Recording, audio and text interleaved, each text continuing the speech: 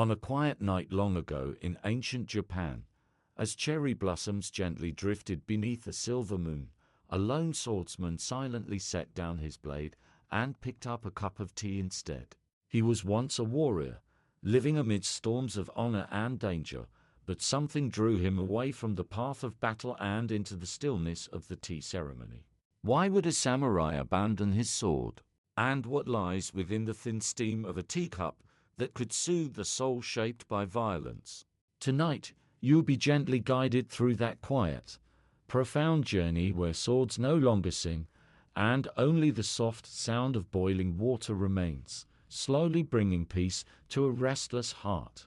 Hey guys, tonight we're stepping into a world of misty mornings, blade-sharp etiquette, and the unexpected scent of roasted green tea. Imagine a wooden dojo, rain tapping on the roof tiles, and two men locked in a silent standoffingly. Instead of steel clashing, one of them just walks away. And that man, that's you. You've trained for years, honed your reflexes until you can snatch a falling chopstick midair, studied sword forms until they haunt your dreams, and now, on a muddy field just outside Kyoto, you're squinting at your opponent as the storm begins. He's one of those brash, fast-cutting types, all flair and no patience. You've crossed paths before. You know how this should end. Except it doesn't. Because, just as the first drop of rain lands on your wrist, you step back. You sheath your katana. You bow just slightly. And then you turn, ignoring the stunned gasps from the onlookers. Your rival blinks, sword still raised. He doesn't chase you. Not today.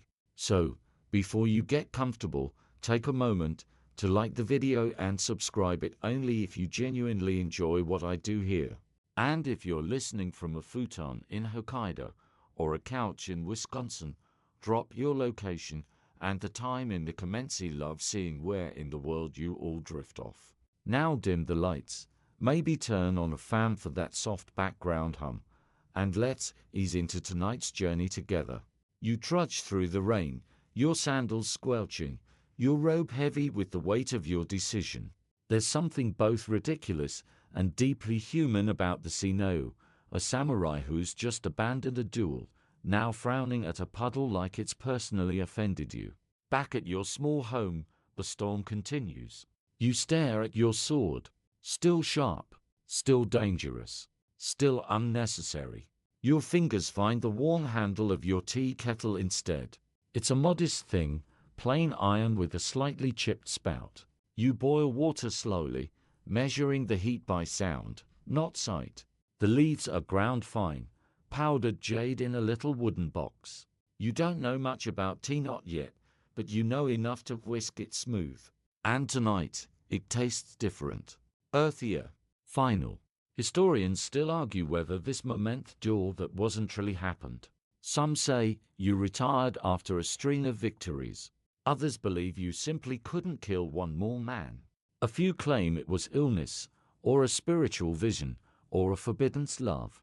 You'll let them debate. What you remember is the weight of the sword in your hands and the weight of not using it. Outside, the rain lets up. A neighbor's rooster crows too early, confused by the moonlight. You sip your tea and watch the steam curl like a ghost learning to dance. You used to live for discipline. Sword practice before sunrise, meditation at noon, sparring after dinner. But lately it feels like you're rehearsing a play no one's watching anymore. What pulls you instead is the silence between sips, the gentle clink of porcelain, the quiet precision of something as absurdly peaceful as folding a cloth just so. A few of your old comrades visit. Some mock you. One brings you pickled plums and says nothing, just sits across from you and slurps. You host them politely, offering tiny cups of the tea you're learning to prepare. None stay long. One laughs too loud and knocks over a bamboo cup. You smile as you clean it. Even the wind breaks something, you say. He doesn't get it. Word begins to spread. Not far, just through the local markets and quiet temples. The samurai who serves tea. The warrior who bows too deeply. Some think you've gone mad. A few are curious. You start spending more time in the small garden out back, raking the gravel in wide arcs, arranging 3 stones instead of 4. Everything in odd numbers, nothing symmetrical. You've read that perfection offends the spirits. Honestly, you just like how uneven things feel truer. One afternoon, you meet an elderly monk under the camphor tree near the shrine. He's watching the clouds roll across the sky like they owe him something. "You're the one who stopped fighting," he says without looking at you. You nod. He scratches his chin. "Want to learn to boil water properly?" You do. This is the moment everything begins to shift. Again, he brings you to a hidden room behind a temple kitchen. No swords allowed. Just bowls, brushes, and steam. The first lesson lasts for hours and teaches you absolutely nothing except how ignorant you are. You are terrible at tea. Too fast. Too strong. Your hands don't know how to be gentle. You stir like you're hunting a snake. You pour like it's battle. But the monk doesn't scold. He just pours his own tea smooth, slow, like painting mist across glass. His bowl is chipped. He likes it that way. "You can't fight the water," he says, sipping. "It's already won." That night, you lie awake in your tiny house, watching the shadows move. For the first time in years, you don't dream of swords. You dream of steam. The mornings begin to feel different now. Not softer, exactly, but slower, like even time is stretching its legs and yawning. You wake before the sun, not because you must, but because you want to hear the rustling bamboo and the crows arguing in the trees. Your sword is still there, leaning in the corner like a guest who hasn't quite decided whether to leave. But you pass it without looking. Today, your battlefield is the hearth, and your weapon is a bamboo whisk. The temple kitchen, where the monk teaches, smells of old wood and roasted rice. The tatami mats squeak faintly when you step. There's always a kettle warming over charcoal, and always silence until the monk breaks it with something like, "Your whisking sounds like a drowning squirrel." You're improving, though. Slowly. You've learned that the tea must never boil, that the water must rest before it pours, that the froth should form like soft clouds on a spring day, no more, no less. And you start to notice things you never cared about before. The way light filters through shoji screens. The hiss of the kettle at just the right moment. The first bitter taste. Followed by a mellow afterthought that lingers like old poetry. Historians still argue whether tea ceremony truly began as an art of peace, or as a subtle power play, lords showing off their rare tea sets and even rarer control. But for you it becomes something else entirely, a quiet rebellion against everything loud. You build your own small tea room with the monk's help. It's barely tall enough to stand in. You like it that way. The door is low, every guest must bow to enter. Not out of submission, but respect. You start tending the little garden outside it, trimming moss, placing stones, rearranging them when no one is looking, just to see if you can feel the difference. You begin using words like wabi and sabi concepts too slippery for exact meaning, but somehow you understand them in your bones. Wabi is the beauty in imperfection, in things worn by time. Sabi is the stillness, the melancholy grace of fading. A samurai friend visits. He watches you serve tea, awkwardly. "You used to ride into battle," he says, glancing around your humble space. "Now you light charcoal and serve foam." You smile. Charcoal is harder to master. He scoffs, but doesn't leave. You both sit in silence for a while. Eventually, he asks for a second cup. Your fingers are starting to forget how to grip a hilt. They know the whisk better now. You've begun to enjoy the art of folding the fukusa cloth, part cleaning ritual, part choreography, part meditation. It's absurd. Really, how much care goes into wiping down a scoop of bamboo? And yet, you find yourself focusing harder during these cloth folding moments than you ever did facing an armed opponent. You learn from other tea masters, too. One shows you how to paint subtle scenes on the walls using only water and ash. Another introduces you to the layered meanings behind incense and darwood for clarity, agarwood for reverence, cinnamon when you're feeling playful. One master serves you tea from a cup shaped like a curled autumn leaf. When you compliment it, he laughs and drops it. You gasp. He shrugs. Beauty should not be afraid to break, he says. It's unsettling, but also freeing. You start inviting people to your ceremonies. Not many, 3 at most. Sometimes they're scholars, sometimes carpenters. Once a blind poet who sits and weeps quietly after sipping your tea. He thanks you as if you gave him something lost. You did not boil it, he whispers. That is rare. It's not all serene bliss. There are days when you burn the charcoal, when you spill the tea, when you forget which side the handle should face. On one occasion, a guest asks a question mid-pour, and you accidentally drench his lap. You bow so deeply your forehead touches the floor. He laughs. He says it's the warmest he's felt all year. Your sword gathers dust. One day, you finally wrap it in cloth and place it in a chest. Not to discard it but to let it rest. There's a story about a tea master who once disarmed an assassin with nothing but a calm presence and a perfectly timed bow. Historians can't agree if it's true, but you like to think it is. That stillness itself can be power. That offering a cup can change the trajectory of a man's life more than cutting his throat ever could. You're invited to a larger gathering now, hosted by a noble who's heard of the samurai who brews like a monk. The title is silly, but oddly flattering. The gathering is far more ornate than your quiet little sessions. Gold-leafed bowls, incense so rich it stings the eyes, attendants in perfect uniforms. But when it's your turn, you bring out your simplest cup, slightly cracked, earth-toned. You fold your cloth deliberately. You listen for the water's breath, and you serve it with the grace of a man who has nothing to prove. Afterward, the noble claps gently. Unexpected, he murmurs, but memorable. Back at home, under the moonlight, you sit on your porch, sipping the last of your evening brew. It's a little too strong tonight. You like that. It keeps you humble. A frog croaks nearby. You raise your cup in salute. 2 battles not fought, you whisper. You return to the temple the next morning, feet brushing over dew-covered stones, feeling the air change with each step. You've learned by now that the path to the tea room isn't just physical, it's mental.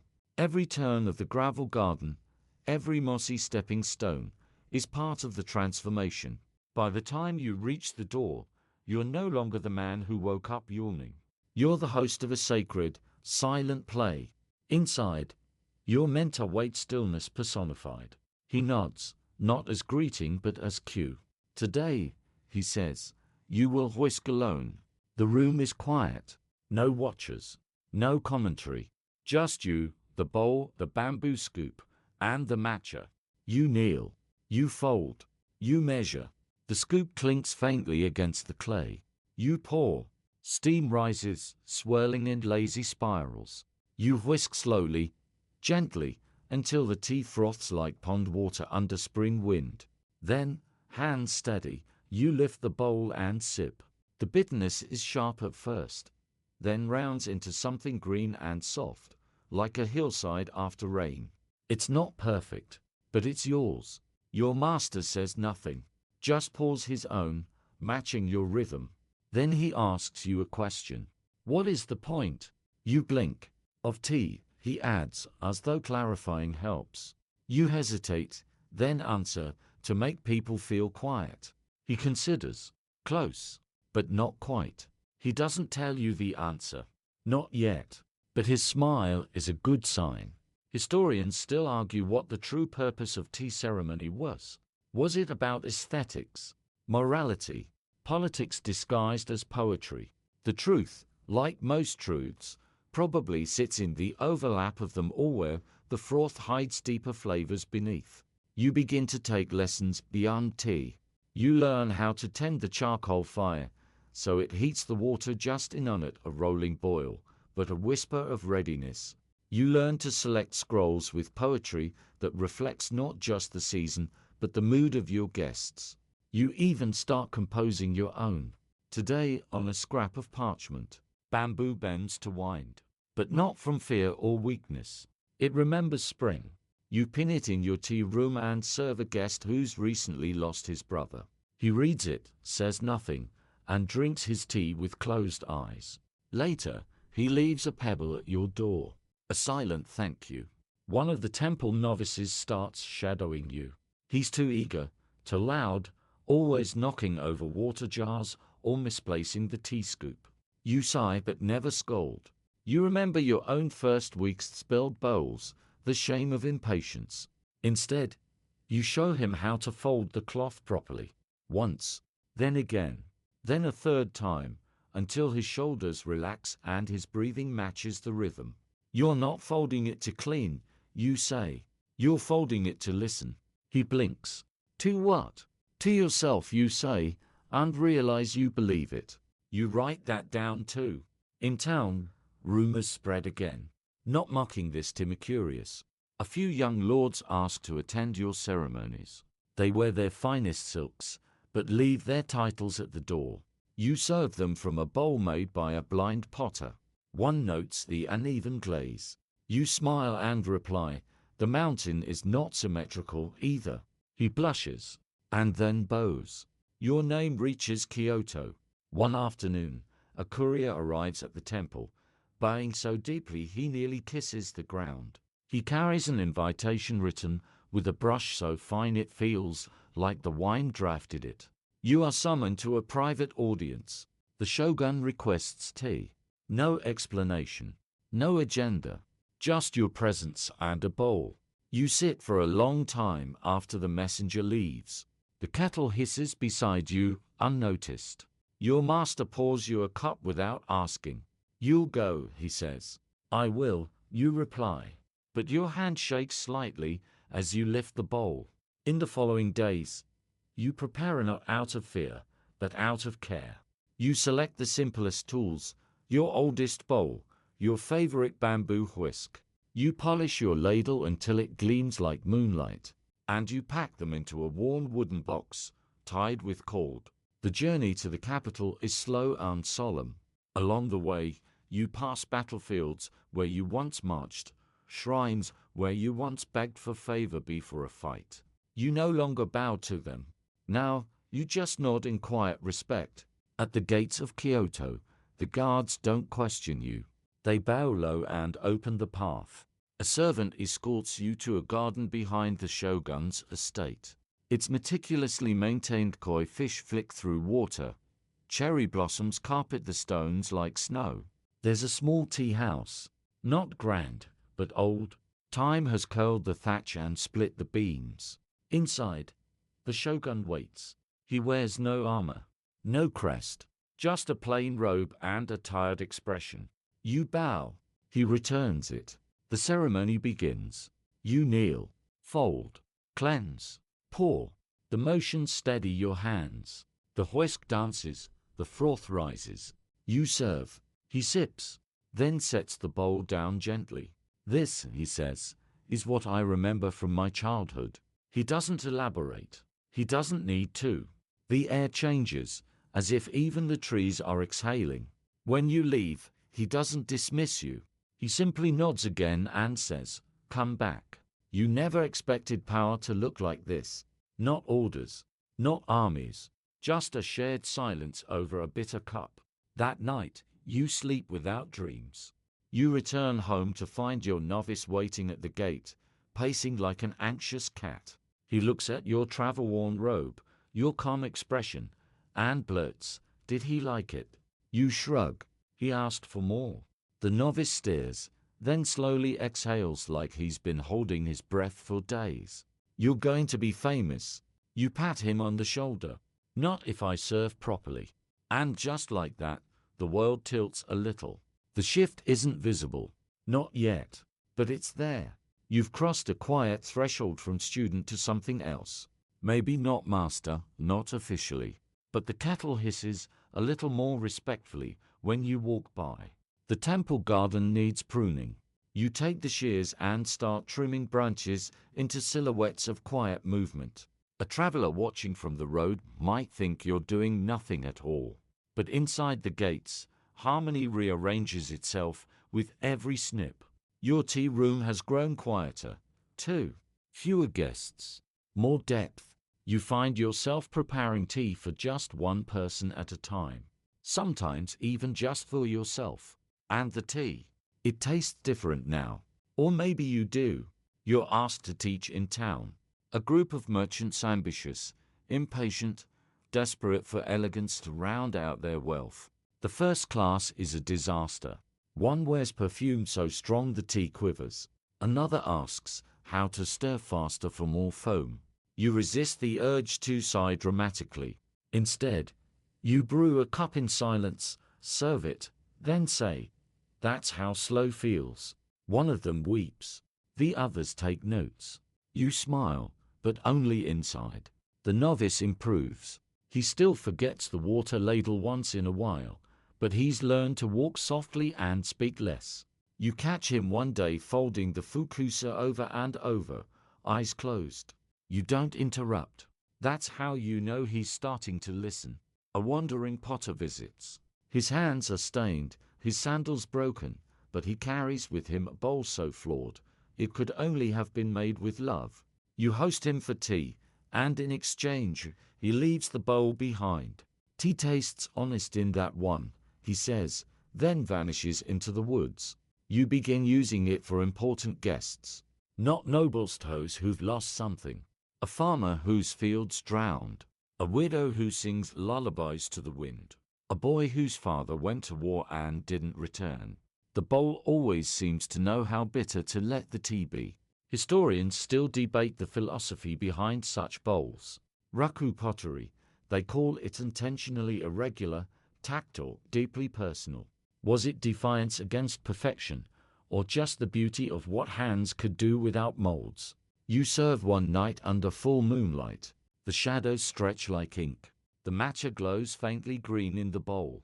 Your guest, a wandering flute player, sips slowly and says, "This is what moonlight sounds like." You write that down. One evening, the novice interrupts your solitude to report something strange. A duel has been scheduled in town in your name. You blink, then laugh. A duel? He nods, panicked. A young samurai says, "Your ways are cowardly." He challenges you to defend your honor with steel. You sigh, not because you're afraid, but because it's always swords with these people. You arrive at the appointed field with a ladle tucked in your belt. The challenger stands tall, armor gleaming, katana gleaming even more. He demands you draw. You bow, then pour him tea from a flask. He stares. "It's a duel," he growls.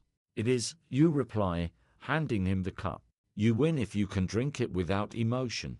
He hesitates, but honor requires he comply. He sips and chokes, not from poison, but from memory. You can see it in his eyes. Something the tea touches inside him. Maybe an old teacher, maybe a mother's hand. He drops to his knees. I don't understand." You pour him a second cup. Most don't. The first time, the onlookers murmur. Some laugh, some cry. The duel dissolves into petals on a breeze. Later, as you walk home, your novice asks, "Was that a tea duel?" You chuckle. It was an education. A letter arrives a week later. From the shogun. In brushstrokes so smooth they almost hum, he writes, "Return. This time, bring silence."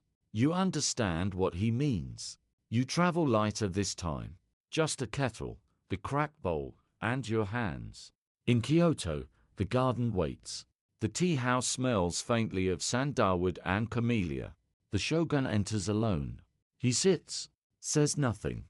You serve him tea in complete silence. No poetry, no scroll, no incense. Just heat, water, powder, whisk. He drinks, closes his eyes, and breathes. The entire moment lasts 15 minutes. It changes nothing, and everything. When you rise to leave, he says only one word. Again. The second visit to Kyoto doesn't end. Not in the usual way, with a bow, a farewell, and a creaky ox cart rolling back down the dusty road. This time, the shogun gestures for you to stay. Not as a prisoner, not even as a guest, but as something stranger. You will make tea, he says, and people will come to remember what peace is. And just like that, you become a court appointment. No title, no official robes, just a kettle, a quiet room, and a line of people seeking refuge in silence. You set up your own tea hut inside the palace gardens, not too far from the pond where turtles sun themselves on warm rocks. The roof leaks during storms, the walls groan in the wind, and you insist it stay that way. They'll relax faster, you tell the palace architect, who looks like he's swallowed a lemon. The first guests trickle in hesitantly. High-ranking nobles, advisors with stiff shoulders and eyes like hawks. You make no small talk, just tea. You let them notice the wind, the crackle of charcoal, the way the froth shivers before it settles. After a while, they stop bringing swords. One day, the Empress herself appears. She doesn't speak. She doesn't need to. You recognize exhaustion when you see it. You serve her from the cracked bowl, the one the potter left. She holds it for a long time before drinking. When she does, she whispers, finally, something, not pretending to be perfect. She finishes her tea, sets the bowl down, and walks away barefoot. You say nothing. Back at the temple, your novice holds things together. Visitors still come, but fewer now. Those who do find a more thoughtful atmosphere. He has taken to arranging stones in the garden in spirals, because, as he puts it, straight lines make me nervous. You approve. Historians still argue whether your extended presence in Kyoto was political. Was the shogun using tea as propaganda, or was he genuinely seeking serenity? Some say both. Others shrug and pour another cup. You keep making tea. Your days now follow a rhythm that borders on dreamlike. You wait before dawn, wash your face with icy water from a mountain-fed basin, and prepare charcoal. The sound it makes when it lights soft, sputtering, eager is your first conversation each morning. By the time the birds start their chorus, your kettle is singing quietly too. People come at sunrise, at dusk, during downpours.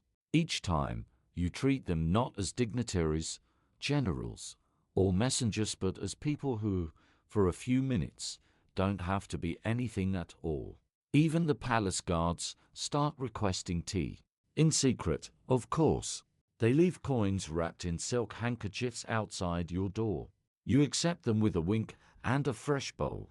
You begin crafting your own tools. A scoop carved from a branch that fell during a thunderstorm. A whisk trimmed from bamboo growing behind the bathhouse. Everything has a story. You write poems on the inside of bowls now, where no one sees them. A private joke between you and the tea. One night, a visitor from the West arrives. A Jesuit priest, curious and slightly lost. He bows awkwardly, tries to sit on the floor, fails, then accepts your help with a sheepish grin. He watches you whisk the tea with wide eyes. It's like prayer, he murmurs. You tilt your head. Prayer with caffeine, maybe. He laughs, startled, genuine. Drinks. Stares into the bowl like it might hold answers to the universe. Then asks quietly, "Can I come back tomorrow?" You nod. "Only if you leave your theology at the door." He does, and becomes a regular. The seasons shift. The maple leaves blaze red, then fall. Snow blankets the garden. Ice cracks underfoot as you fetch water from the well. Guests arrive bundled in layers, breath fogging the air. You serve them tea so hot it leaves steam ghosts behind in the room. One elderly retainer mutters, "This is the warmest I've felt since my wedding night." You pretend not to hear. One spring, your novice visits. He's taller now, wiser. He bows, a little deeper than necessary. "I think I'm ready," he says. You look him over. The smudge of ash on his sleeve. the calm in his eyes, the patience in his breath. You nod. Then go find your own bowl. He grins and disappears into the world. You miss him, but only in the way a tree misses a leaf in autumn. Proudly, quietly. And then one evening, the shogun returns. Not as ruler, not even as host. Just a tired man in simple clothes, asking for tea. You serve him the same way you did the first time. Same pace, same bowl. He drinks and says, "I've had thousands of cups, but this still tastes like the first one." You smile. It's the water. He laughs, the kind of laugh that makes bamboo leaves shiver. Then he reaches into his robe and places a scroll on the mat. "This is for you." It's a decree, sealed with his own calligraphy, a title, an honor, a new name. You read it, fold it, tuck it under the mat, and pour him another cup. The scroll remains beneath the tatami mat, exactly where you placed it. You never touch it again, though you do occasionally sit on it while drinking your morning tea. You find it helps keep your posture more centered, an unintended use, perhaps, but no less meaningful. Word spreads quietly. The way dew spreads across a field. That you've been honored. That you refused the honor. That the shogun himself now waits in line like anyone else. Of course, some exaggerate. That you turned the scroll into origami, or used it to light the charcoal. None of that is true. But you don't correct them. Let myth do what it does best, steep. And anyway, the scroll isn't the point. The tea is. Soon, a second wave of visitors arrives. Not nobles or warriors this time, but artisans, gardeners, musicians, monks, a blind koto player who listens to the whisk's rhythm like it's a melody, a calligrapher who only writes after drinking a bowl from your cracked potter's gift. They bring with them an energy you've missed, unstructured, curious, a little chaotic. They don't always know the forms, but they know how to feel. And your tea room begins to hum with a new kind of silence, not solemn, but alive. One man offers you a flute made of plum wood. You decline politely. "I already have a kettle," you say. He doesn't understand, but bows anyway.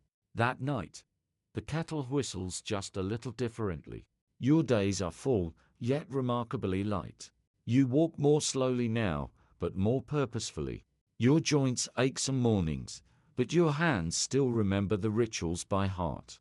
You've begun to forget where the movements end and where you begin. Historians still argue over the nature of your practice. Was it performance, spirituality, a social revolution served one cup at a time? You just call it tea.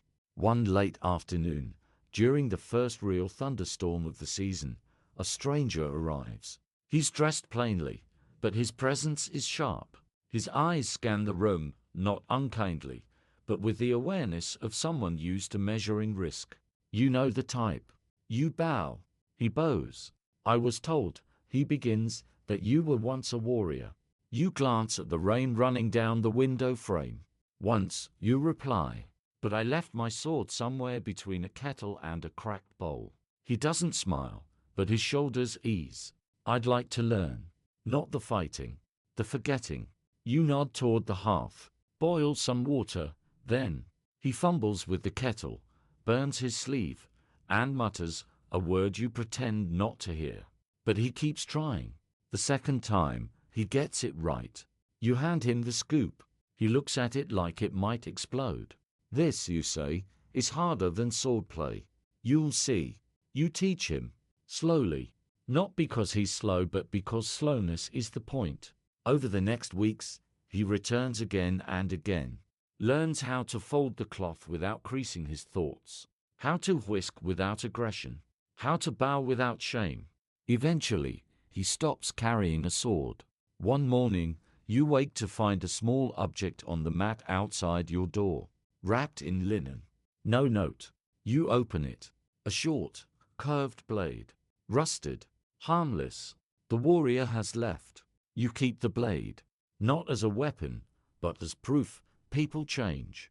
The plum trees bloom. You serve tea beneath them, the petals falling into the bowls like gentle punctuation. A noblewoman gasps when one lands on her froth. Should I remove it? You smile. Only if you remove the sky as well. She laughs so hard she spills her tea. You brew her another. That night, you dream of a garden you've never visited, where every leaf hums with memory, and the air tastes faintly of matcha and rain. Your dreams have grown quieter over the years, but richer, like steeped tea milder, but more complex. One day, a group of students arrives from a distant province. They've heard of the tea master with no name, and they bring notebooks, brushes, scrolls. One begins sketching your every movement. You stop mid-scoop and hold your hand up. No sketches. He blinks. Why not? You take his brush. Draw a single circle. This is enough. He stares at it for a long time, then nods. They return to their village and build a tea house with no windows and only one door. They serve tea in total darkness. You hear it becomes popular with poets. You're oddly proud. There's a young girl who starts visiting in the late afternoons. She brings her grandmother's tea bowl, chipped and worn smooth from decades of hands. She sits cross-legged, watching you like a cat watching a flame. One day, you offer her the scoop. She grins. Her whisking is wild at first. Froth splashes the rim. But she adjusts. She listens. She slows. The next week, she brings you a drawing, you pouring tea, with steam shaped like clouds. You tack it to the inside wall. The cracked bowl sits beneath it. And just like that, your tea hut becomes a kind of museum. But only for the softest kind of relics, memories, murmurs, and missteps made sacred by repetition. The shogun sends one more letter. This time it simply says, "Thank you for teaching us to breathe again." You smile.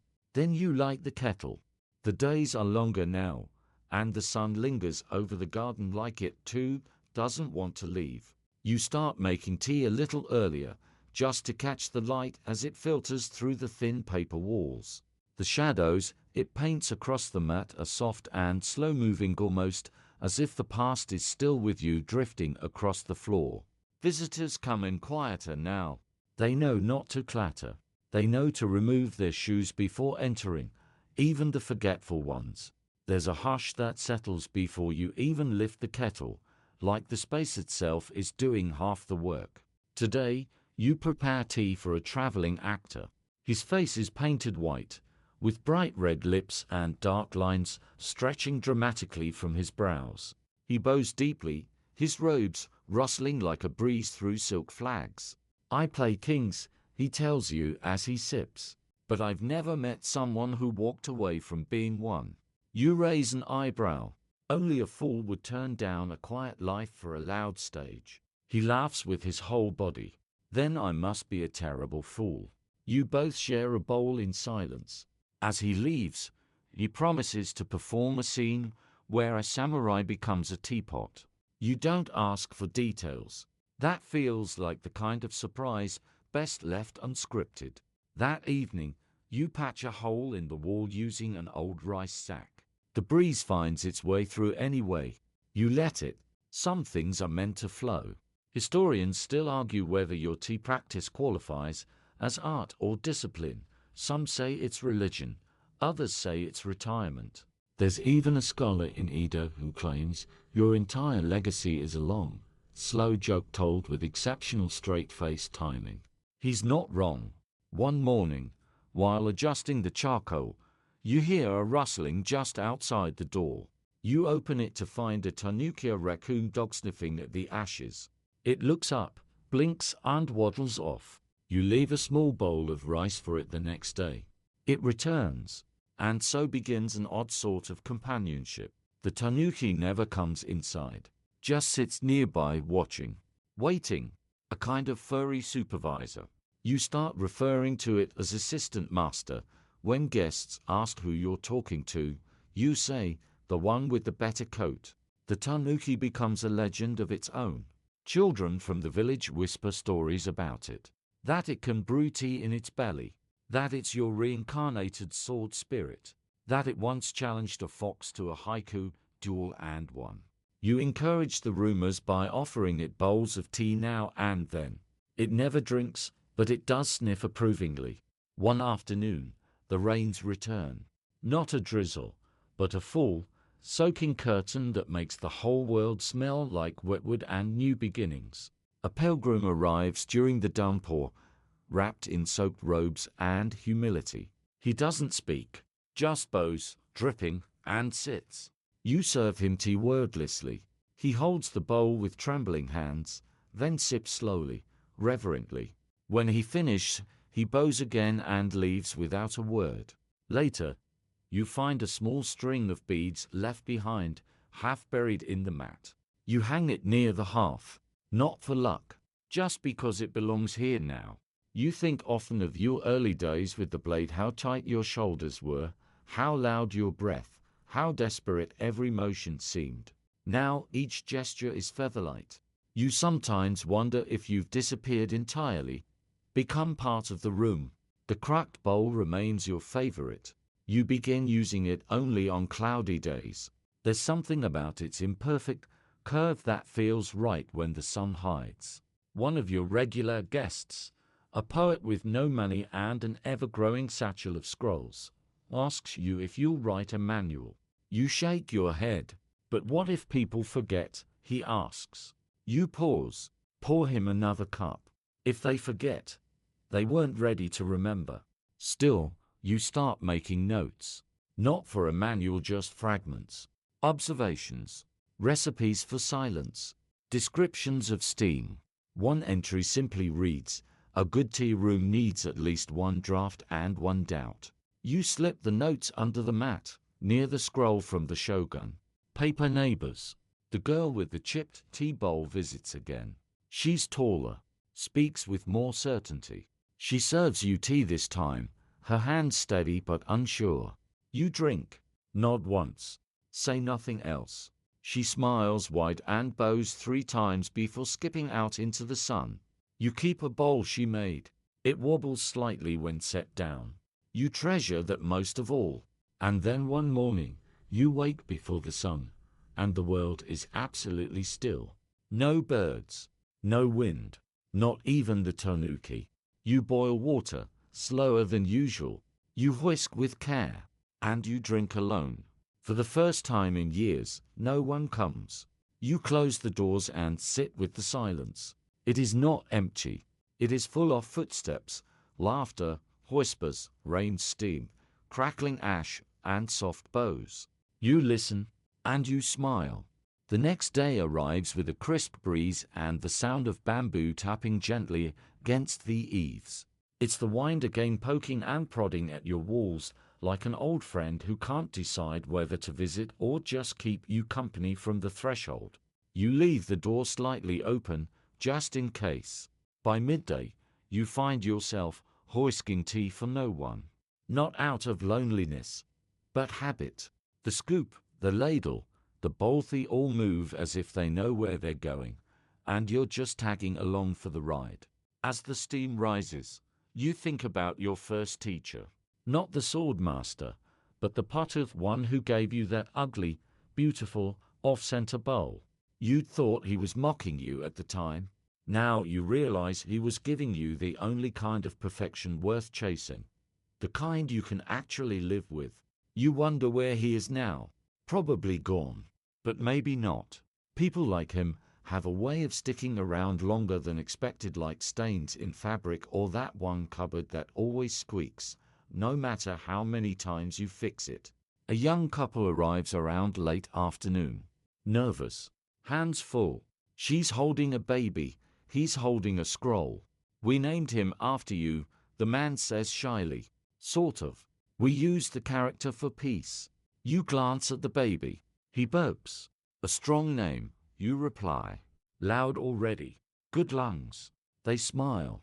You serve them tea, and for a while, the baby gurgles while the steam rises, and it feels like you're all breathing the same moment. Before they leave, the woman presses something into your hand, a tiny paper crane. "For luck," she says. You place it beside the cracked bowl, and now your tea space has a zoo, a tanuki who's never seen, a paper bird that never flies, and a child named after silence.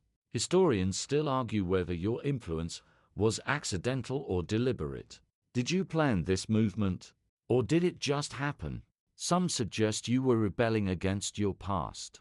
Others say you were simply tired. But you know better. You weren't escaping. You were arriving. Word of your tea practice begins to travel beyond the region. You hear tales of far-off provinces where people host tea duels who can whisk the smoothest foam in the fewest strokes. You roll your eyes, but part of you is amused. Even chaos wants a ritual. Then comes the gift, carried by two men in identical robes. It's wrapped in silk and sealed with wax. You open it carefully, expecting more scrolls, maybe another invitation to teach at a temple or serve at court. Instead, it's a teapot, perfectly round, smooth, clearly expensive, and completely unusable. It's so finely made that it would crack the moment it touched real heat. You chuckle. A teapot for display, you mutter. The saddest kind. You place it behind a beam, where no one can see it. A reminder, not everything beautiful has purpose, and not everything with purpose needs to be beautiful. The rains return, heavier this time. The ground drinks greedily. Your thatched roof does its best, but there's a leak over the corner mat now. You patch it with a square of old rope. When it rains, the patch darkens first, like it's nodding hello. One visitor slips while stepping through the threshold and nearly knocks over the half. You catch the pot just in time. She gasps, apologizing a dozen times. You hand her tea without a word. When she finishes the bowl, she sighs. This is better than penance. You raise an eyebrow. There's a difference. She laughs, and the room feels warmer. More people come not to drink tea, but to sit. Just sit. Quietly. You start keeping extra cushions. Some visitors bring books, but don't open them. One brings a small flute, but never plays. It seems being near the tea, even without drinking, has become a ritual of its own. You think of it as second-hand serenity, surprisingly effective.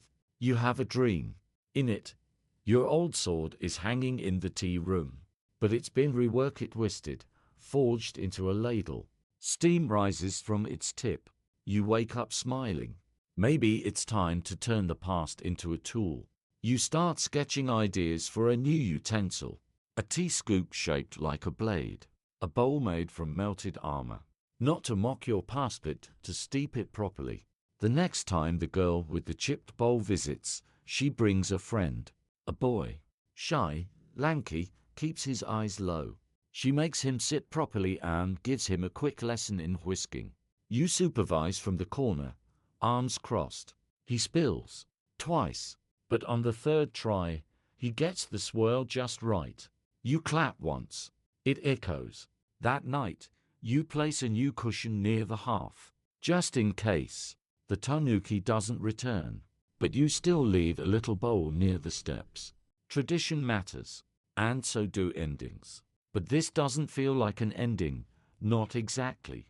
It feels like a long exhale, like steam drifting into sky, like a story that continues every time someone lifts a bowl. You finish your own tea, set the cup down gently, and let the silence steep. The seasons pass in their usual, indifferent rhythm. The nights grow colder, and the mornings come slowly, as though they too are reluctant to stir. You begin to layer your robes more, and your hearth is a constant companion. It's crackling, a soft soundtrack to your quiet days. The bamboo groans, stretching in the morning light, and you wonder how many more years it will stand. How many more cups of tea it will witness. The paper crane from the couple rests on your shelf, a reminder of the fleeting moments that seem to slip between your fingers like steam. You find yourself reaching for it every now and then, toning it in your hands, watching how the folds catch the light. It's during one of these quiet afternoons that a visitor comes, a monk from a distant mountain temple. His face is weathered, but his eyes are wide, as if seeing the world for the first time. He bows deeply, and you return it with a subtle nod, your hands steady as always. He doesn't speak immediately, instead taking in the room's paper walls, the low table, the scattered cushions, the stone jar of matcha powder that sits beside your hearth. He doesn't ask for tea, but he watches the way you prepare it, as if learning something vital. You've built something, he says after a long pause. You look up, meeting his gaze. Built. He points toward the window, where the garden is visibly tangled of creeping ivy, wildflowers, and perfectly placed stones. You've created something, he repeats, not just with your hands, but with your life. His words hang in the air for a while, like incense smoke. You're unsure how to respond, but you feel a quiet swell of understanding. Something has indeed been built here. Something that transcends the bowls and the tea leaves. Something that stretches beyond time. Later, when he leaves, he hands you a small wooden pendant, shaped like a lotus blossom. It's carved with great care, though its edges are rough, like it's still in the process of becoming. You accept it with gratitude, placing it next to the crane, a new layer to the quiet legacy that has been unfolding in your space. Historians often speak of tea as a practitioner ritual of discipline. Some believe it's a form of meditation. Others claim it's the pursuit of perfection in an imperfect world. Still, there are those who see it as an escape, a way to leave the chaotic world behind for a time. But you know it's none of these things, not really. It's just life. Life in its simplest form. A bowl of tea, a gentle conversation, a quiet room. The wind picks up in the evening, sweeping through the cracks in the paper walls and stirring the ashes in the hearth. You stoke the fire, adding a few more logs to keep the warmth steady. For a moment, you think of the past again, of the long years spent in the heat of battle, in the sharpness of the sword, in the weight of the armor. It feels like someone else's life now, distant and almost unrecognizable. What would the warrior have made of this? Would he even recognize you? Probably not. The warrior would have seen it as weakness, this stillness, this waiting. But you don't need to answer to him anymore. You've earned the right to change, to soften, to find new ways to breathe. The rain starts again, slow at first, then heavier, the sound of it washing over the roof like a lullaby. You take the teapot in your hands, feeling its familiar weight. The lid fits just right. The pour is smooth, the steam rising in delicate spirals. As you sip, you hear the sound of footsteps approaching. A child, probably from the village, hurrying toward the door. You open it, and the little one looks up at you, eyes wide. "I'm sorry," they say quickly, "but I wanted to ask you something." You nod and step aside, motioning for them to come in. They take a deep breath, like they've been holding something in for a long time. "I want to be like you," they say, shy but determined. "I want to learn how to make tea like you." You smile softly, a warmth spreading through you. The words are simple, but there's a deep sincerity in them. You think about the first time you picked up the whisk, the first time you learned the rhythm of the water, the silence of it all. It feels like a lifetime ago, but it also feels like it was just yesterday. "Well, you'll need to learn patience first," you tell them. Tea comes with time. You sit them down across from you, and for a moment, there's nothing but the sound of the rain and the soft crackling of the hearth. The child watches you with rapt attention as you demonstrate the slow, deliberate movements of the tea ceremony. The delicate swirl of the whisk, the careful pour, the way the steam dances in the air. And for that moment, you're both learning something. The child is learning the art of tea, but you're learning something, too, how much this practice, this life, has taught you without ever needing to ask. You don't need to be a warrior anymore. You don't need to fight. You just need to show up, to offer the tea, to pass on what you've learned. The child finished their bowl, nodding in quiet approval. They thank you and leave, their footsteps echoing in the corridor as the door gently closes behind them. You sit for a while, the evening growing darker outside. You finish your own tea, the last sip warm and comforting, the bowl empty now. Historians still argue whether your legacy was the result of deliberate choice or the slow, patient pull of time. Some say you were a master of tea by design. Others say it was the only thing that made sense when the blade could no longer call to you. But in this quiet room, with the fire crackling and the wind whispering through the paper walls, you know the truth. It wasn't a choice at all. It was just life. And all you had to do was drink it. The days blur together, like the layers of tea leaves in the bottom of your bowl.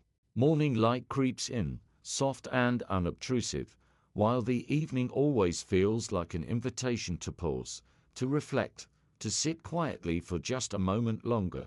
It's in the space between the light and the dark where everything feels most real, where everything is allowed to just be. In the months that follow, your life becomes a gentle pattern of moments dear served, bowls washed, the occasional visitor who lingers for just a moment before moving on to their next destination. Your reputation grows, but you hardly notice it. At times, a traveler will stumble into your garden, curious about the tea ceremony they've heard so much about. Or a neighbor will stop by for a lesson, eyes wide, as if they expect to find something secret, something magical. But the magic, you know, lies not in the grand gestures or the expensive teapots that come from distant lands. It lies in the quiet, in the rhythm of the bowl, the patience of the boil, and the mindfulness of the whisk. One day, while preparing tea, you notice the same young monk who visited you some time ago standing in the doorway.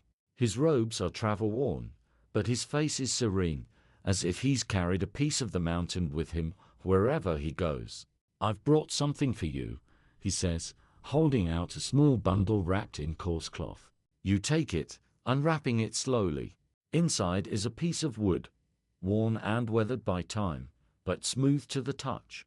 It's a small carving of a lotus blossom, the same shape as the pendant he gave you long ago. This one is different, though it's been hollowed out, as if meant to hold something inside.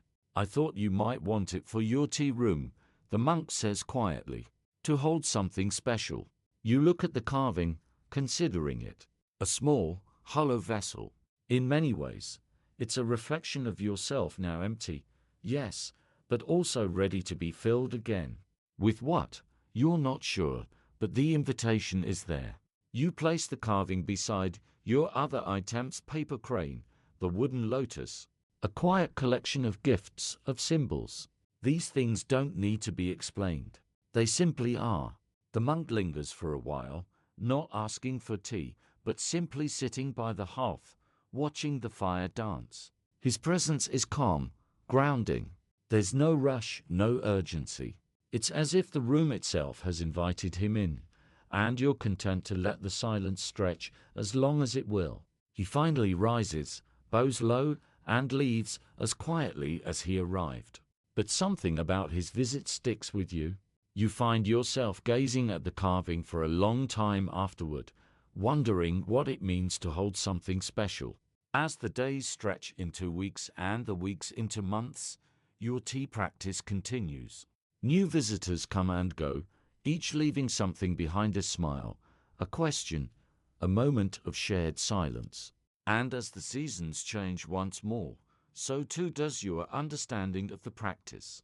Tea, you realize, is not just about the bowl or the whisk or even the perfect brew. It's about the space between the moments, the time spent waiting for the water to come to a boil, the patience required to let the leaves unfurl. It's about what happens in that quiet, empty space where nothing is expected, nothing is forced. Historians often talk about the rigid structure of tea ceremonies, the precision and the formality. They praise the discipline of it all, the hours of training required to reach the level of mastery that you have attained. But you know something they don't. True mastery is not about perfection. It's about presence, about the ability to sit in the moment and let it pass, unhurried, unbroken. It's about letting the tea steep, letting the silence settle, and knowing that you don't need to do anything to make it right. One evening, a storm rolls in, thunder cracking in the distance. The wind rattles the door, and the room grows dim with the weight of the clouds. You stoke the fire, watch the flames lick the logs with their soft, flickering dance. It's one of those nights when the world outside seems to fade away, and you are left with only the present moment. The door creaks open again, and you're not surprised to find a familiar face standing in the doorway. It's the young couple who had visited you months ago, the ones with the baby.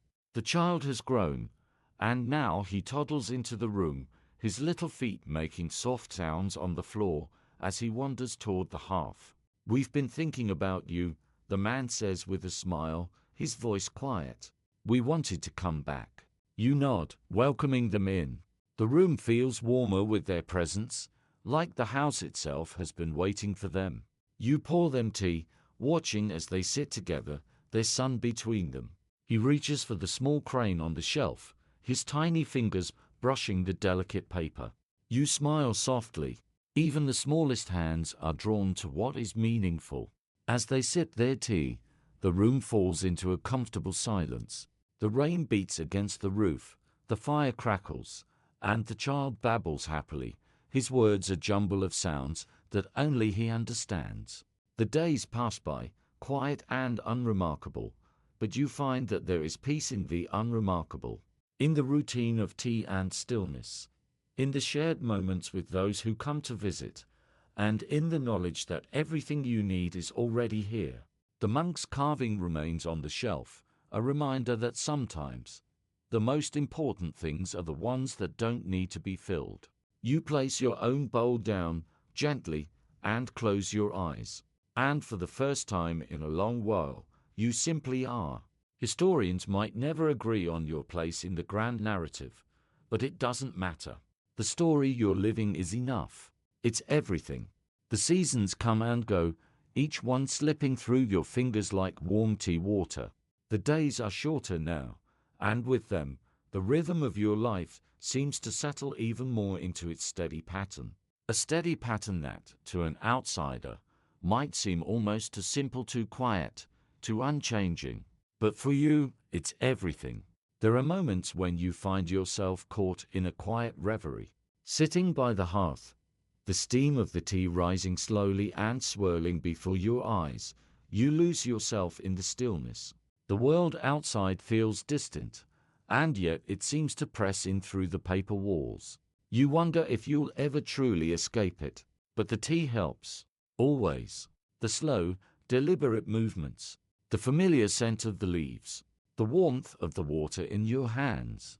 In those moments, you're reminded of the monk's carving, a symbol of emptiness, of the space that holds everything and nothing all at once. You understand it now more than ever. To hold something special, you must first make space for it. And perhaps that's why this life of tea, this quiet existence, has become everything to you. One afternoon, as you're preparing the tea, you hear the distant sound of horses.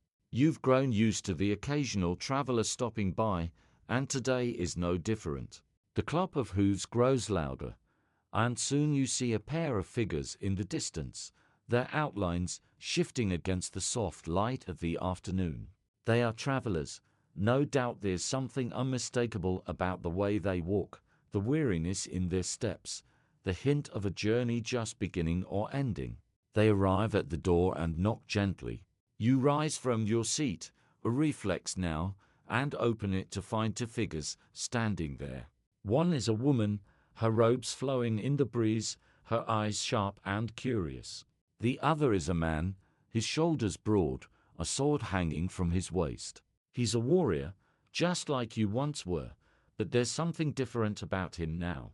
A softness in his gaze that you recognize. "We've heard of your tea," the woman says, her voice warm, though slightly breathless. "And we've traveled a long way to see it for ourselves." You nod, motioning them inside. They don't look like typical tea seekers. There's a quiet urgency about them, as though they've come seeking more than just a cup of tea. You offer them the ritual, the slow, deliberate movements that have become second nature to you. They sit across from you, exchanging glances, the tension in their bodies never quite leaving them. As you pour the hot water over the leaves, the steam rising between you, the air thick with the scent of the tea, the silence feels heavier than usual. You've gotten used to the stillness, the calm that comes with sharing tea, but this is something different, something unfamiliar. You wonder if it's just you feeling it, or if they too are caught in the moment, suspended in time. You place the bowls in front of them, and they each take one. The woman sips first, her eyes closing briefly as she inhales the warmth. The man follows, his movements slower, more deliberate. But as the last drops of tea disappear from their bowls, they both sit back, their gazes lingering on you, as though waiting for something. But what? A sign, perhaps. A question that hasn't yet been asked. What is it, the woman asks quietly, that you seek in this practice? You pause, considering her question carefully. It's not a question you've been asked before, not in those exact words. The answer feels elusive, slipping away like steam. The truth is, you're not sure what you seek. Perhaps it's nothing. Perhaps it's everything. I seek peace, you say simply, your voice barely above a whisper. The warrior looks at you, his brow furrowing slightly. Peace, he repeats, his voice tinged with disbelief. Is that all? You nod, understanding his confusion. Peace is a luxury that only those who have fought for it can understand. You've spent your life in the tumult of battle, the clash of steel, the demands of a warrior's heart. But in the quietude of tea, you found a different kind of peace. It's not the absence of conflict, but the presence of something more subtle, the acceptance of life as it is, in its simplest form. The tea is my peace, you explain. It's not about the bowl, or the leaves, or the perfect brew. It's about being here, in this moment, and accepting what is. The warrior nods slowly, as if he's beginning to understand, but there's a trace of doubt in his eyes. He's been trained for battle, not stillness. He's used to fighting for victory, not for peace. I'm sorry if that seems too simple, you continue, but sometimes the simplest things are the hardest to understand. The woman looks down at her empty bowl, her fingers tracing the edge. And is that all you've sought all these years? She asks. This peace. You look out the window, where the garden is visible in its late afternoon light. The bamboo sways gently, as though in response to the wind.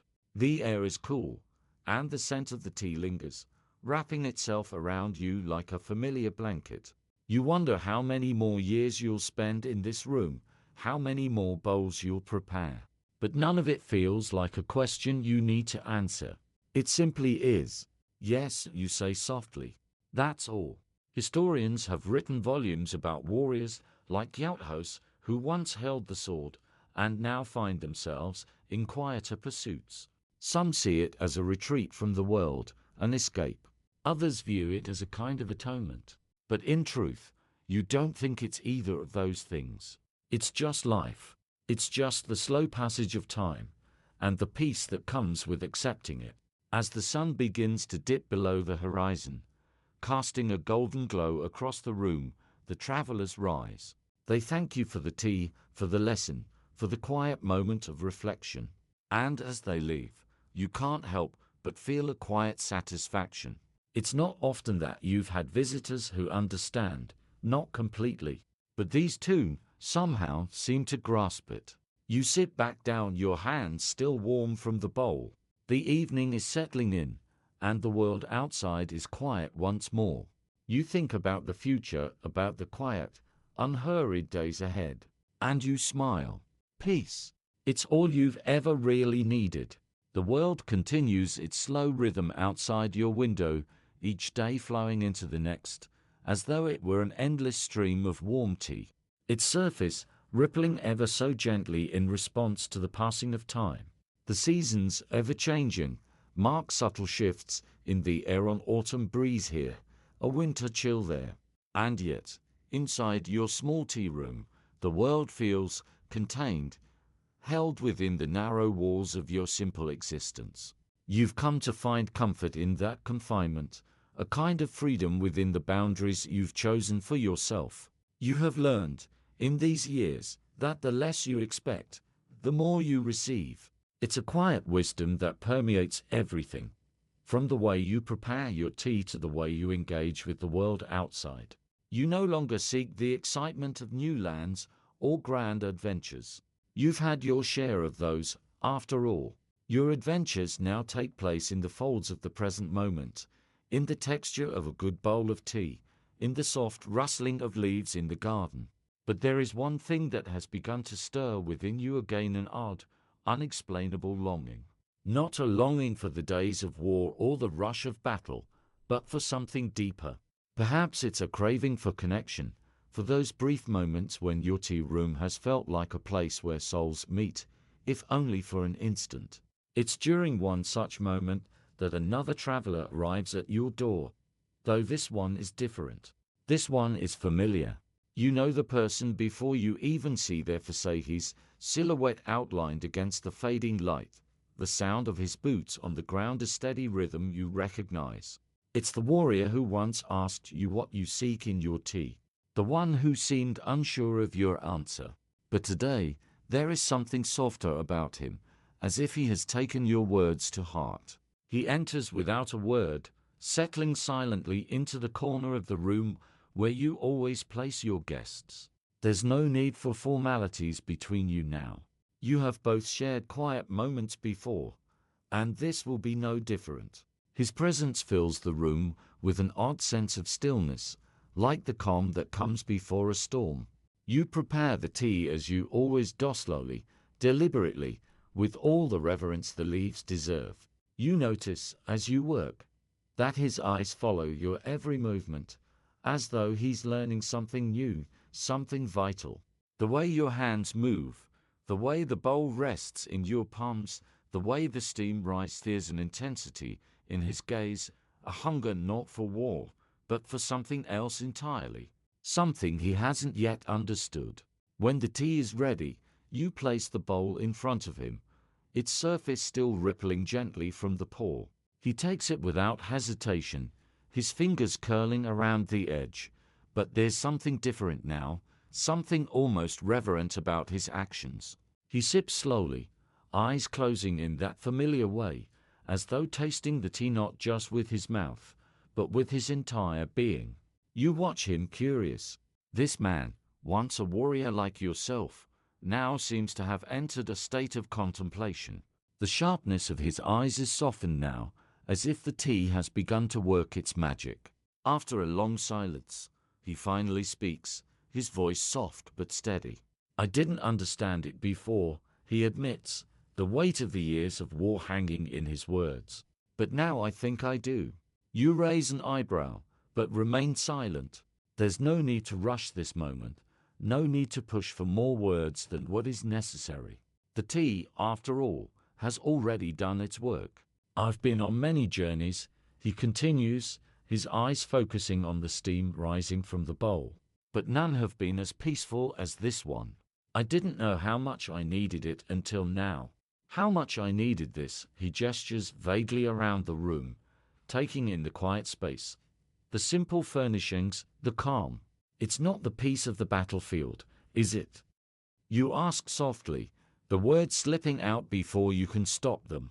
There's a knowing in your voice, a recognition of the transformation that has taken place in him. He shakes his head slowly, his expression contemplative. No, this is different. It's the kind of peace that comes when you've stopped running, when you've stopped trying to conquer everything. You nod in understanding. It's a realization you've had yourself. The peace you find in tea isn't the peace of victory, of triumph. It's the peace of surrender. Surrender to the moments, to the stillness, to the simple act of being present. Do you think he pauses, his voice almost unsure now? Do you think this could be enough for me? This simplicity. You take a deep breath, your own thoughts swirling like the steam rising from your bowl. Historians, you think, would look at him and see only a warrior serene forged in the fires of battle, someone who has known the heat of conflict and the coldness of war. They wouldn't understand how he has come to this moment. They wouldn't see the quiet wisdom that now resides in his eyes. But you know that he has found what he was looking for, even if it wasn't what he expected. You smile gently, the answer clear and simple. It's already enough, you say, your voice as quiet as the room around you. The tea is enough. The silence is enough. All you need is here, in this moment. And all you need to do is let it be. He nods, the weight of the years and the battles slipping from his shoulders, if only for a moment. The transformation is subtle, like the change of seasons, but it is there. And for the first time, you think you understand him not as a warrior, but as a person. The rest of the evening passes in silence. You sit together, two people who have known different paths, but have come to the same place. The fire crackles softly, the wind rustles outside, and the tea, now finished, has left a warm aftertaste in the air. Nothing else needs to be said. Sometimes you think it's enough simply to be with someone, to share a moment of peace, and to understand that no journey is ever truly complete. There's always more to discover. But for now, in this quiet room, you've both found what you needed. The days begin to blur together, each one melting into the next like the steam rising from the tea that has become both your refuge and your ritual. You think back on your journey, the path that brought you here to this quiet corner of the world. It wasn't always peaceful.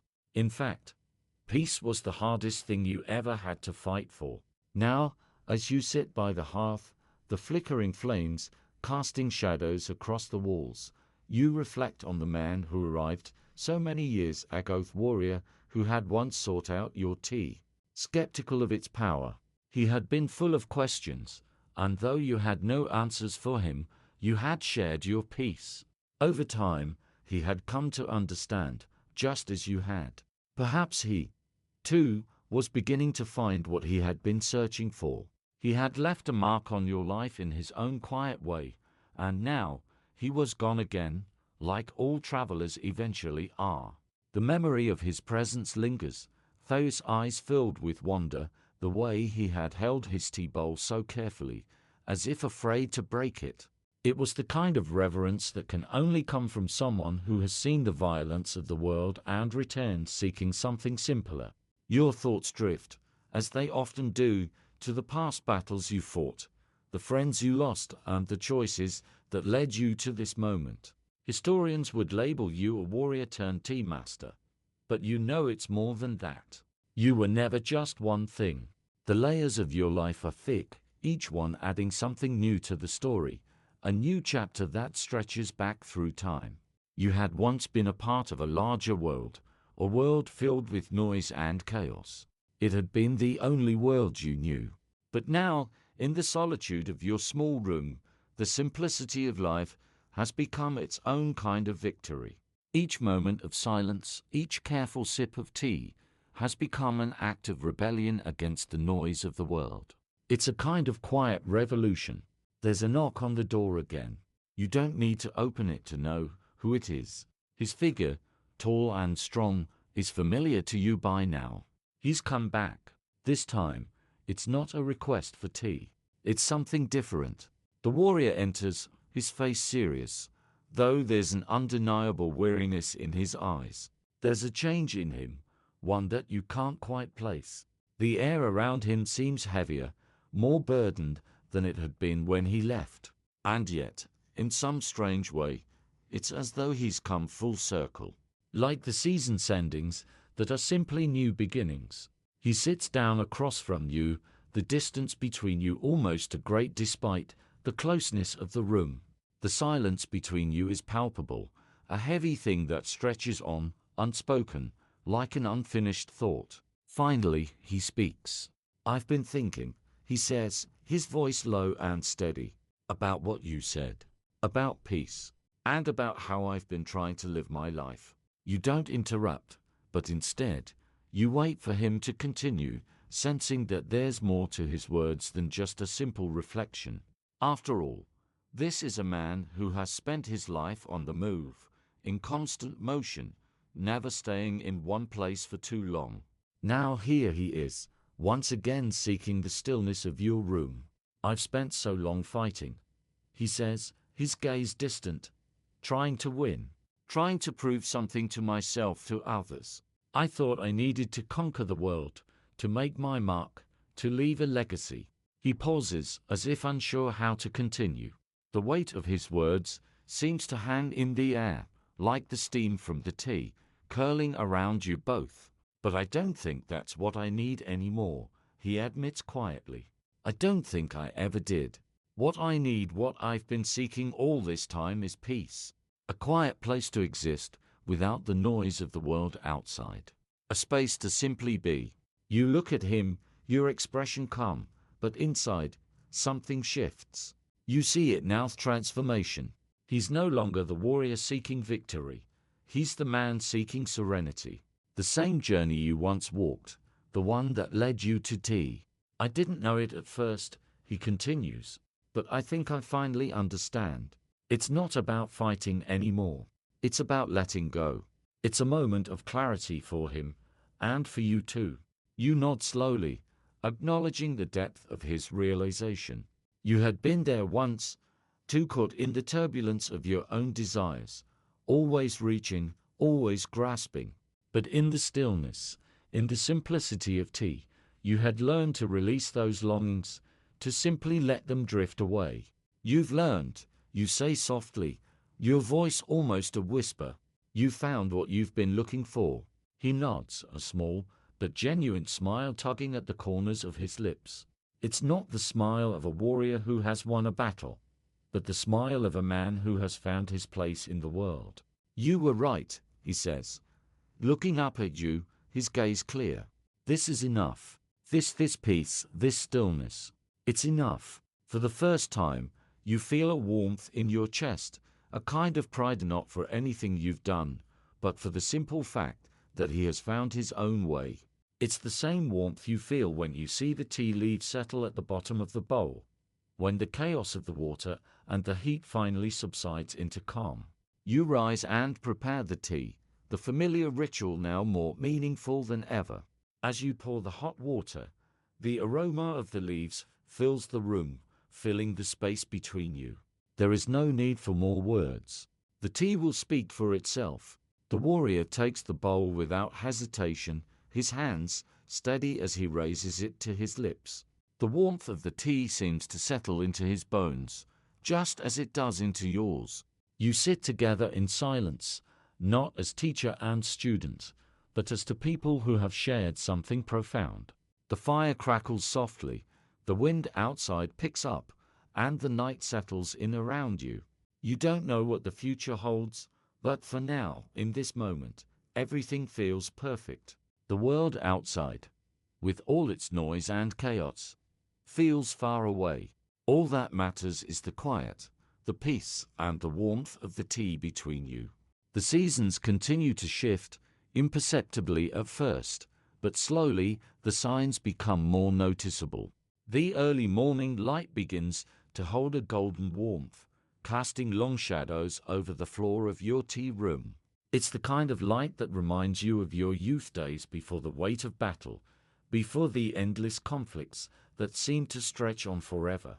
Now, as the years pass, you notice how the quiet of this place, this small sanctuary of tea and stillness, has come to represent everything that once seemed unattainable. Your tea room has become more than just a refuge. It is a testament to the choices you have made, the path you have walked, and the peace you have found. Outside, the world continues to move, to rush, but in here, time seems to slow. The tea has its own rhythm, its own pace. It is a reminder that not everything needs to be hurried, that sometimes the greatest wisdom comes in moments of stillness. The warrior is still with you, though his presence is no longer a surprise. He comes and goes as he pleases, a quiet, steady presence in your life. He no longer carries the weight of the world on his shoulders. The tension in his shoulders has long since faded, replaced by a quiet understanding of the world around him. He has settled into the rhythm of the tea just as you have, and in that quiet acceptance, you see a different man than the one who arrived here years ago. It is, of course, not just the warrior who has found peace in this place. You too have transformed. The man you were, the soldier you once were, feels as distant as a dream. The tea has softened your edges, filled the cracks where memories once resided with a gentle warmth. It's not a forgetting, not an erasure of the past, but a gentle accepting of it, of everything that has shaped you into who you are today. You sit together now, as you often do, by the hearth, sipping your tea in silence. The crackle of the fire is the only sound that fills the room, but it is a peaceful sound, one that calms the mind and stills the heart. The warrior, now a man of quiet contemplation, looks at the flames and nods thoughtfully. His thoughts, you can tell, are as far from battle as they've ever been. And for the first time in a long while, you feel no desire to ask him what he is thinking. There is no need. The silence between you is enough. Do you ever miss it? He asks suddenly, his voice breaking the stillness. You know exactly what he means: battles, the challenges, the rush of adrenaline that comes from being on the edge of life and death. You understand, of course, the temptation of that excitement. It is a strange thing, the way the human heart craves both peace and chaos in equal measure. You take a long, slow sip of tea before answering. It's a question you've asked yourself many times, but it still doesn't have an easy answer. Sometimes, you say at last, I do miss the certainty of it. The clear lines between friend and foe, the sharpness of purpose that came with battle, but not in the way I once did. I miss it only because it was all I knew. I thought it was the only way to live. He nods, understanding. And now, you say softly, I know that there is peace to be found in simplicity, in the small acts of kindness, in the quiet moments of reflection. In tea, the warrior smiles at that, a small, wistful smile. There is something tender in the way he looks at the tea bowl in his hands, the way his fingers rest on its rim. He doesn't speak for a long while, but you sense that something has shifted in him, something subtle but important. Maybe it's the same thing that shifted in you all those years ago, when you first walked away from the battlefield and into the quiet of this room. After a long silence, he finally looks up at you. I think I understand now, he says. It's not about finding peace in the absence of conflict. It's about finding peace in the presence of everything, even the chaos, even the battles. You smile at him, your heart lighter than it has been in years. He has found it. He has found the wisdom you once sought, understanding that peace isn't the absence of struggle, but the ability to be present, to be still, no matter what the world throws at you. You've learned more than I ever expected, you say quietly, the pride in your voice evident. He shrugs, but there is a depth to his shrug, a recognition of the truth in his words. It wasn't easy, he admits, but I think it was worth it. As the night draws on and the fire slowly dies down, the two of you sit in comfortable silence, the warmth of the tea still lingering in your bones. The world outside may be filled with noise and uncertainty, but here, in this room, there is only peace. And for now, that is enough. The soft rustle of the wind outside begins to lull you into a deeper sense of relaxation. The warrior, too, seems content, his body relaxed, his mind at ease. The tea has worked its magic, as it always does, and all that remains is the quiet comfort of being present. You close your eyes for a moment, feeling the warmth of the tea fill your senses, the flicker of the fire casting gentle shadows across the room. This is the life you've made for yourself, the life you've chosen. And as the world spins on outside, you find that, in this moment, you have everything you need. The days grow shorter, the air cooler as the seasons turn once again. Yet, inside your tea room, Nothing changes. The walls, once steeped in the echoes of battles, now hold only the soft whispers of contemplation. The fire crackles, casting its warm glow over the room, while the scent of tea, ever present, lingers like a quiet companion. You've learned, over time, to embrace the rhythm of life, the slow ebb and flow of time that is both soothing and infinite. You have everything you need in this moment. It has been years now since the warrior first arrived, seeking peace amid chaos. His journey, like your own, has led him to this small, quiet corner of the world. In many ways, he is no longer the man who once sought answers. He has found something deeper. And you, too, have found a kind of peace you never thought possible. The tea, the fire, the quiet moments, all of these have become a form of sanctuary, a safe space where the past and present can exist together without conflict. And now, it seems, he is ready to leave again. You can tell by the way he stands at the door, his shoulders squared, a slight tension in his stance that betrays his calm exterior. His journey, it seems, is not yet finished. Though he has found peace here, it is time for him to move on. It is a realization that feels inevitable, yet somehow, you wish the moment could be postponed just a little longer. But you know better than anyone that the seasons will not wait, and neither will the road that calls him. You found your peace, you say softly, your voice carrying across the room. And now it's time for you to carry it with you. He looks at you, a deep understanding in his eyes, and for the first time, you see no hesitation in him. There is a calm assurance now, something you have never seen before. The warrior has become a man of quiet wisdom, and that man is ready to step back into the world. Thank you, he says simply. It's a small phrase, but one that carries a weight of meaning. It's not just for the tea, or the lessons, or the quiet moments you shared. It's for something deeper, something intangible.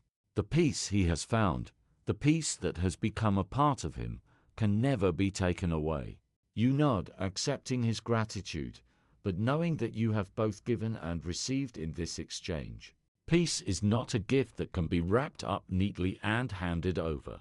It's something that must be earned, something that must be found within oneself. And he has done that, just as you did before him.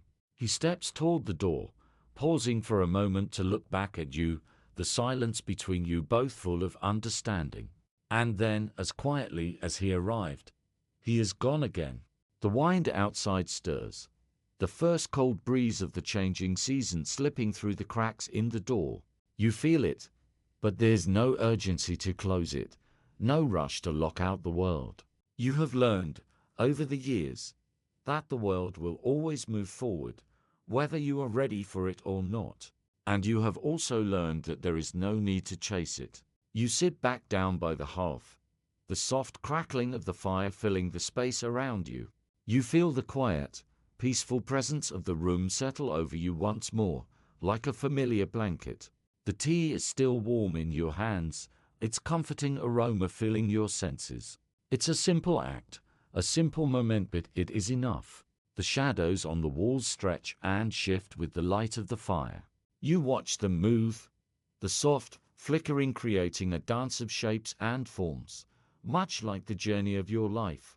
The warrior's path, your path, it all flows together, a series of quiet moments that, when pieced together, create a story that is uniquely yours.